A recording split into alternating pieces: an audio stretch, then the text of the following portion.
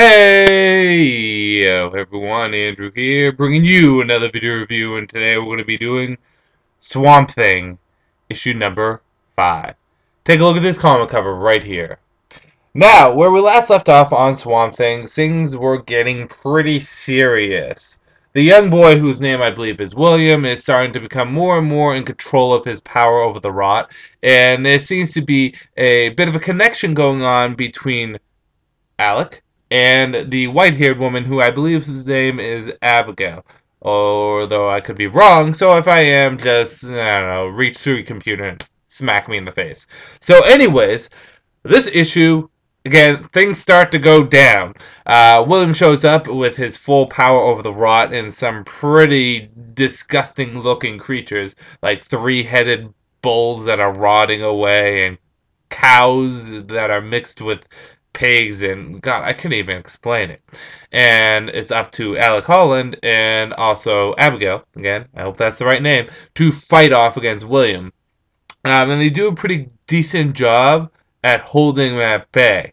However, the Parliament is still in trouble because despite how good Halleck does, how well of a job he does at defending the green, the Rot is slowly starting to win in a way that you may not necessarily see coming.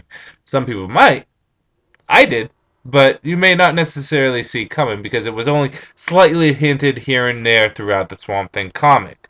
So, is the Parliament of the Green truly at this great of a danger, at this great of a risk? Will the Rot prevail despite the fact that Alec Holland is being able to hold back William? Or will he embrace the inner power of the Swamp Thing and rise up to claim his destiny? Just going to have to read and see. So let's get into the good, the bad, and whether or not you should get it. Well, I'm going to have to say right off the bat, storytelling, great in this. Continuing a good pace, which I was worried about in one of the issues because the pace kind of slowed down. I think it was the last issue, but no, the pace continues very well in here. Good pace, enjoyable pace too. So the story is coming out very nicely. The character relation between Abby and Alec is growing, and one would think it would be a little rushed, but based off the history that they kind of had with each other, in a way, it works out pretty well. And in addition to that, the art is good, the monsters are good, and it leaves off on a good cliffhanger. Bad. The only bad I could say is the fight between William and Alec is pretty short. I'm sure it's setting up for something more later on in the comic, maybe next issue, but it is kind of a short fight, and I wish it was a little bit longer. Besides that, and despite that, I still think this was a good comic, and I will have to give this a 5 out of 5. This is a good issue. Continues the fantastic work that Scott Snyder is doing on it.